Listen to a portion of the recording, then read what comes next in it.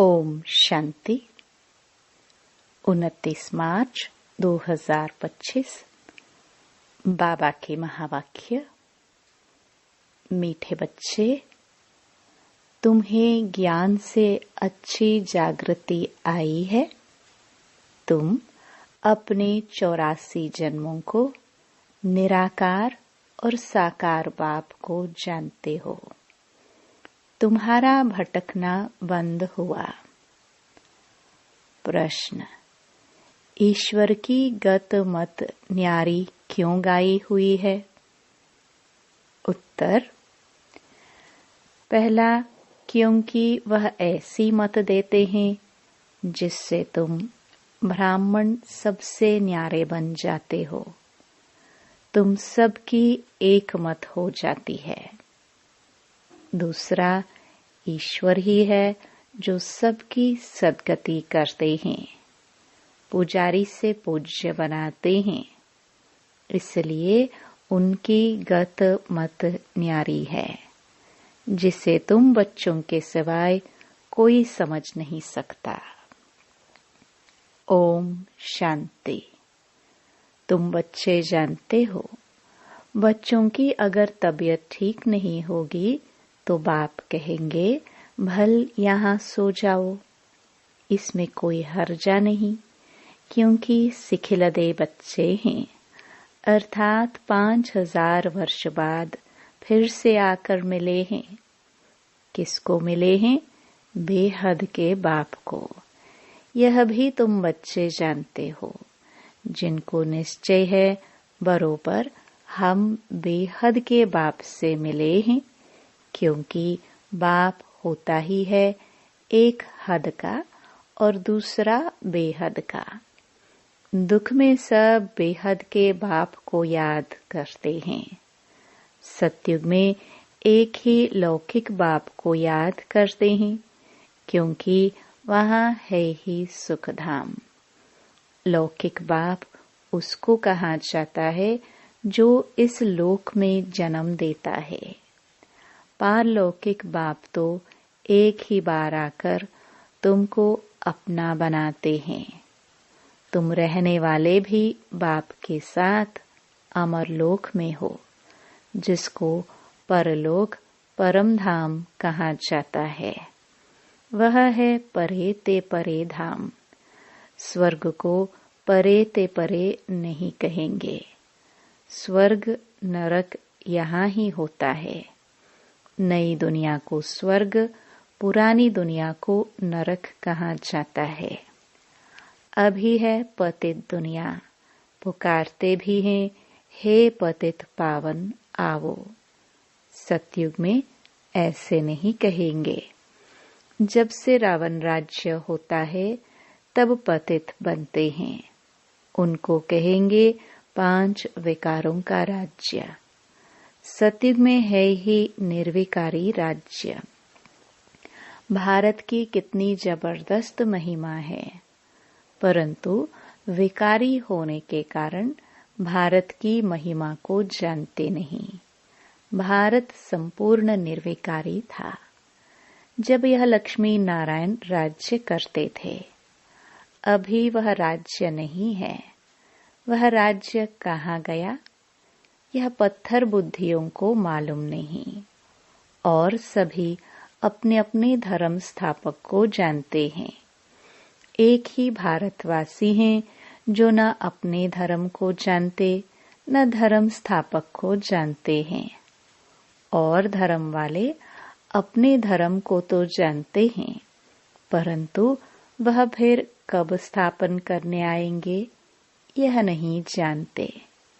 सिख लोगों को भी यह पता नहीं है कि हमारा सिख धर्म पहले था नहीं।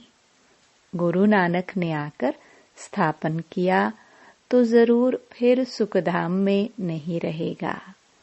तब ही गुरु नानक आकर फिर स्थापन करेंगे, क्योंकि वर्ल्ड की हिस्ट्री ज्योग्राफी रिपीट होती है ना। क्रिश्चियन धर्म भी नहीं था, फिर स्थापन हुई। पहले नई दुनिया थी, एक धर्म था, सिर्फ तुम भारतवासी ही थे। एक धर्म था, फिर तुमको 84 जन्म लेते लेते यह भी भूल गए हो कि हम ही देवता थे। फिर हम ही 84 जन्म लेते हैं। तब बाप कहते हैं, तुम अपने जन्मों को नहीं जानते हो, मैं बतलाता हूँ। आधा कल्प राम राज्य था, फिर रावण राज्य हुआ है। पहले है सूर्यवंशी घराना, फिर चंद्रवंशी घराना राम राज्य।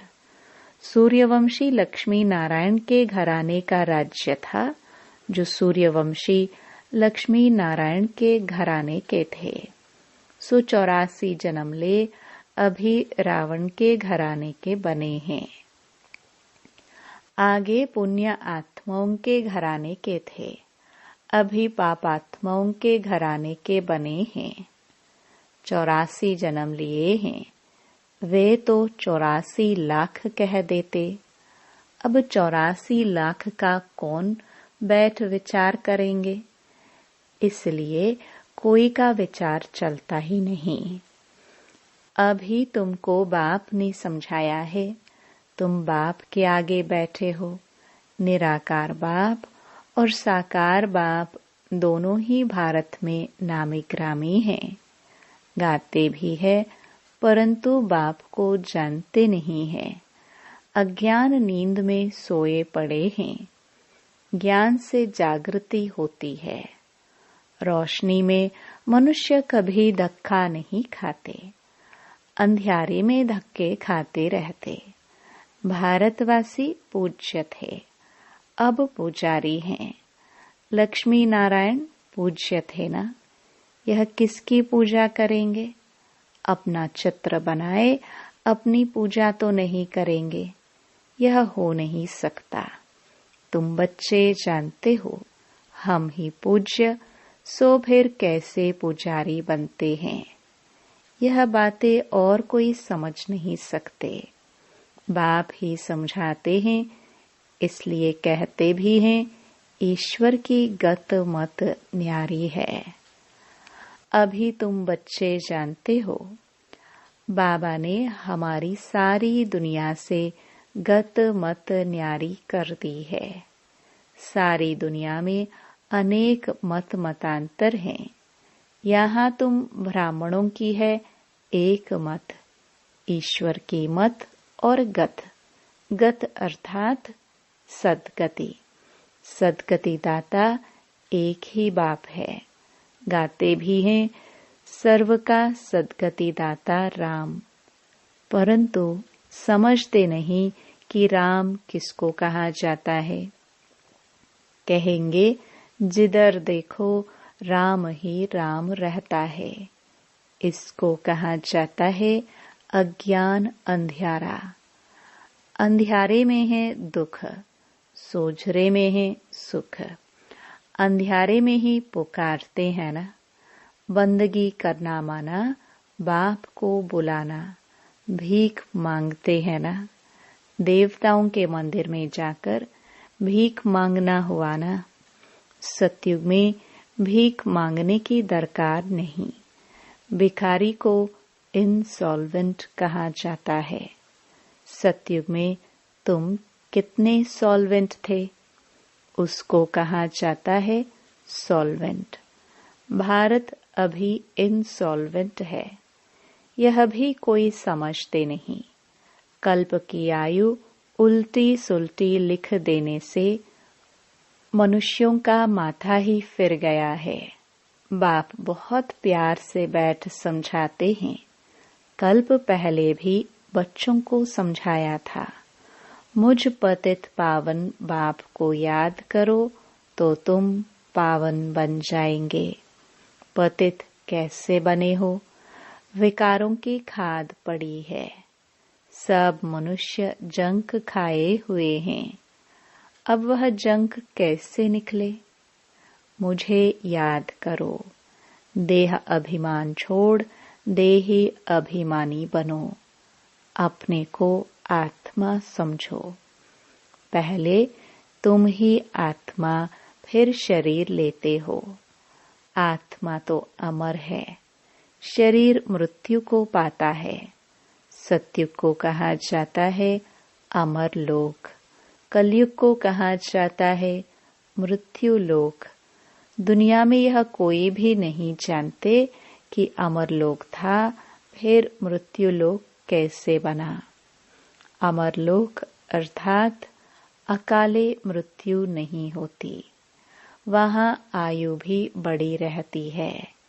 वह है ही पवित्र दुनिया। तुम राज ऋषि हो।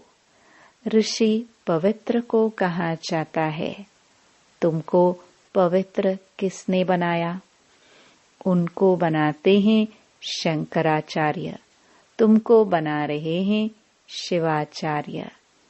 यह कोई पढ़ा हुआ नहीं है। इन द्वारा तुमको शिव बाबा आकर पढ़ाते हैं। शंकराचार्य ने तो गर्भ से जन्म लिया, कोई ऊपर से अवतरित नहीं हुआ। बाप तो इनमें प्रवेश करते हैं, आते हैं, जाते हैं, मालिक है, जिसमें चाहे उनमें जा सकते हैं। बाबा ने समझाया है, कोई का कल्याण करने अर्थ मैं प्रवेश कर लेता हूँ। आता तो पतित तन में ही हूँ ना, बहुतों का कल्याण करता हूँ। बच्चों को समझाया है, माया भी कम नहीं है। कभी कभी ध्यान में माया प्रवेश कर उल्टा सुल्टा बुलवाती रहती है, इसलिए बच्चों को बहुत संभाल करनी है। कईयों में जब माया प्रवेश कर लेती है तो कहते हैं मैं शिव हूँ, फलाना हूँ। माया बड़ी शैतान है। समझदार बच्चे अच्छी रीति समझ जाएंगे कि यह किसका प्रवेश है। शरीर तो उनका मुकर्रर यह है ना, फिर दूसरे का हम सुने ही क्यों? अगर सुनते हो तो बाबा से पूछो यह बात राइट है व नहीं। बाप झट समझा देंगे। कई ब्राह्मणियां भी इन बातों को समझ नहीं सकती कि यह क्या है। कोई में तो ऐसी प्रवेशता होती है जो चमाट भी मार देते, गालियां भी देने लग पड़ते। अब बाप थोड़े गाली देंगे। इन बातों को भी कई बच्चे समझ नहीं सकते। फर्स्ट क्लास बच्चे भी कहाँ कहाँ भूल जाते हैं। सब बातें पूछनी चाहिए, क्योंकि बहुतों में माया प्रवेश कर लेती है। फिर ध्यान में जाकर क्या क्या बोलते रहते हैं, इसमें भी बड़ी संभालना चाहिए। बाप को पूरा समाचार देना चाहिए। फलाने में मम्मा आती है, फलाने में बाबा आते हैं। इन सब बातों को छोड़ बाप का एक ही फरमान है कि मामेकम याद करो। बाप को और सृष्टि चक्र को याद करो।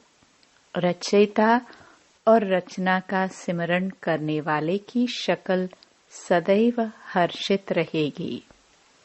बहुत हैं जिनका सिमरण होता नहीं है। कर्म बंधन बड़ा भारी है। विवेक कहता है, जबकि बेहद का बाप मिला है। कहते हैं मुझे याद करो, तो फिर क्यों न हम याद करें। कुछ भी होता है तो बाप से पूछो, बाप समझाएंगे। कर्म भोग तो अभी रहा हुआ है ना, कर्मातीत अवस्था हो जाएगी तो फिर तुम सदैव हर्षित रहेंगे। तब तक कुछ न कुछ होता है।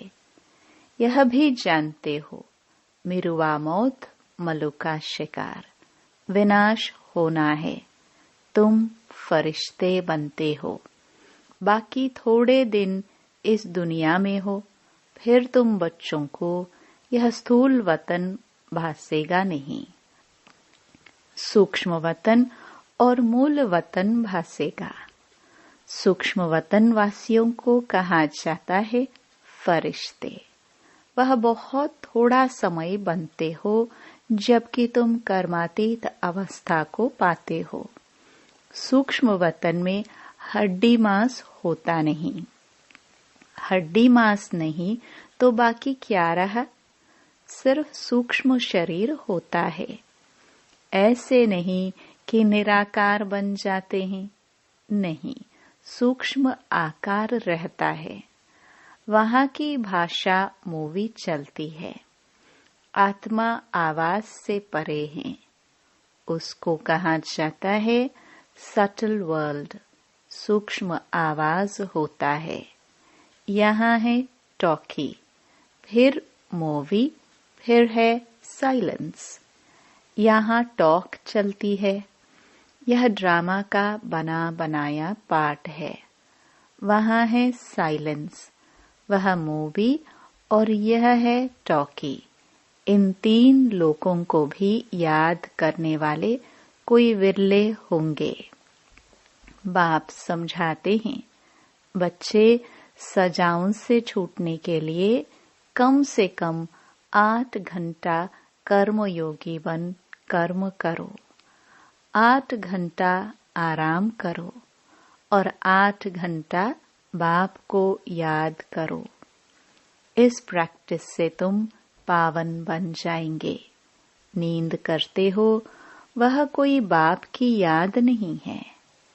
ऐसे भी कोई न समझे कि बाबा के तो हम बच्चे हैं ना, फिर याद क्या करे। नहीं, बाप तो कहते हैं मुझे वहां याद करो, अपने को आत्मा समझ मुझे याद करो।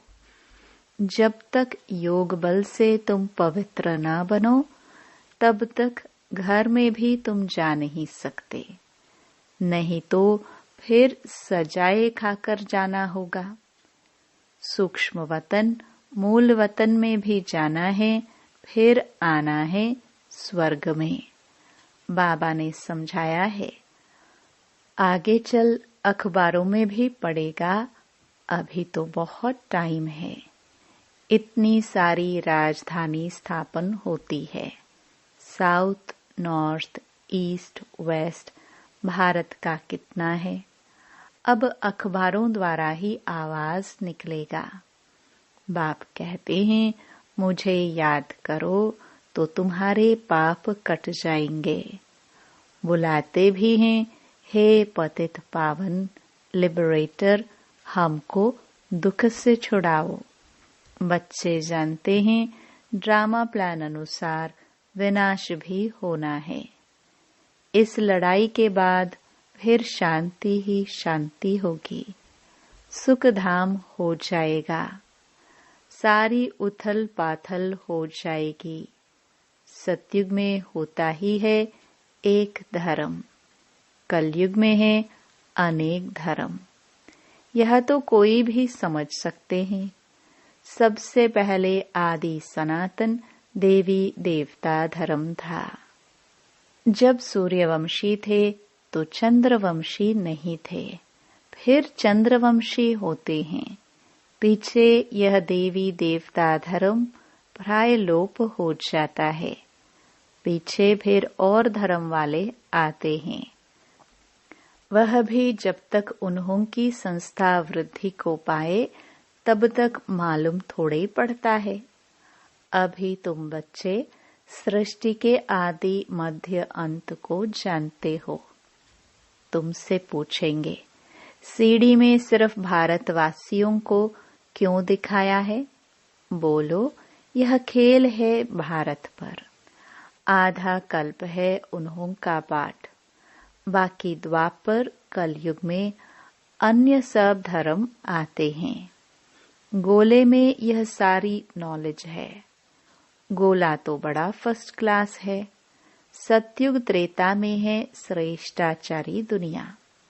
द्वापर कलयुग है भ्रष्टाचारी दुनिया। अभी तुम संगम पर हो। यह ज्ञान की बातें हैं। यह 4 युगों का चक्र कैसे फिरता है, यह किसको पता नहीं है। सतयुग में इन लक्ष्मी नारायण का राज्य होता है। इन्हों को भी यह थोड़े ही पता रहता कि सतयुग के बाद फिर त्रेता होना है, त्रेता के बाद फिर द्वापर कलयुग आना है। यहाँ भी मनुष्यों को बिल्कुल पता नहीं। भल कहते हैं, परंतु कैसे चक्कर फिरता है यह कोई नहीं जानते। इसलिए बाबा ने समझाया है, सारा गीता पर जोर रखो। सच्ची गीता सुनने से स्वर्गवासी बनते हैं। यहाँ शिव बाबा खुद सुनाते हैं, वहाँ मनुष्य पढ़ते हैं। गीता भी सबसे पहले तुम पढ़ते हो। भक्ति में भी पहले पहले तो तुम जाते हो ना। शिव के पुजारी पहले तुम बनते हो। तुमको पहले पहले पूजा करनी होती है अव्यभिचारी एक शिव बाबा की। सोमनाथ मंदिर और किसकी ताकत थोड़ी है बनाने की। बोर्ड पर कितने प्रकार की बातें लिख सकते हैं। यह भी लिख सकते हैं, भारतवासी सच्ची गीता सुनने से सचखंड के मालिक बनते हैं।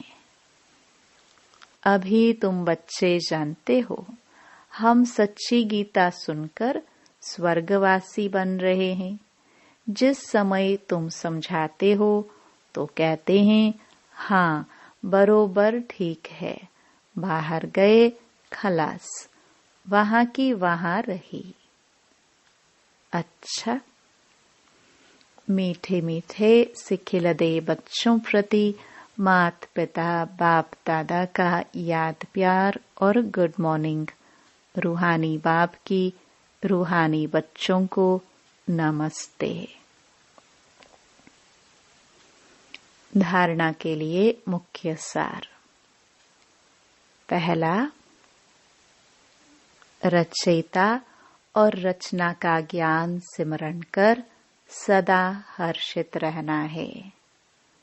याद की यात्रा से अपने पुराने सब कर्म बंधन काट कर्मातीत अवस्था बनानी है। दूसरा, ध्यान दीदार में माया की बहुत प्रवेशता होती है, इसलिए संभाल करनी है। बाप को समाचार दे राय लेनी है, कोई भी भूल नहीं करनी है। वरदान, अपनी शुभ भावना द्वारा निर्बल आत्माओं में बल भरने वाले सदा शक्ति स्वरूप भव। सेवाधारी बच्चों की विशेष सेवा है स्वयं शक्ति स्वरूप रहना और सर्व को शक्ति स्वरूप बनाना, अर्थात निर्बल आत्माओं में बल भरना। इसके लिए सदा शुभ भावना और श्रेष्ठ कामना स्वरूप बनो। शुभ भावना का अर्थ यह नहीं कि किसी में भावना रखते रखते उसके भाववान हो जाओ। यह गलती नहीं करना। शुभ भावना भी बेहद की हो। एक के प्रति विशेष भावना भी नुकसानकारक है, इसलिए बेहद में स्थिति हो। निर्बल आत्माओं को अपनी प्राप्त हुई शक्तियों के आधार से शक्ति स्वरूप बनाओ। स्लोगन। अलंकार ब्राह्मण जीवन का श्रृंगार है, इसलिए अलंकारी बनो, देह अहंकारी नहीं। अव्यक्त इशारे। सत्यता और सभ्यता रूपी कल्चर को अपनाओ। कई बच्चे कहते हैं, वैसे क्रोध नहीं आता है, लेकिन कोई झूठ बोलता है तो क्रोध आ जाता है। उसने झूठ बोला, आपने क्रोध से बोला, तो दोनों में राइट कौन? कई चतुराई से कहते हैं कि हम क्रोध नहीं करते हैं, हमारा आवाज ही बड़ा है, आवाज ही ऐसा तेज है। लेकिन जब साइंस के साधनों से आवाज को कम और ज्यादा कर सकते हैं, तो क्या साइलेंस की पावर से अपने आवाज की गति को धीमी व तेजी नहीं कर सकते हो? अच्छा, ओम शांति।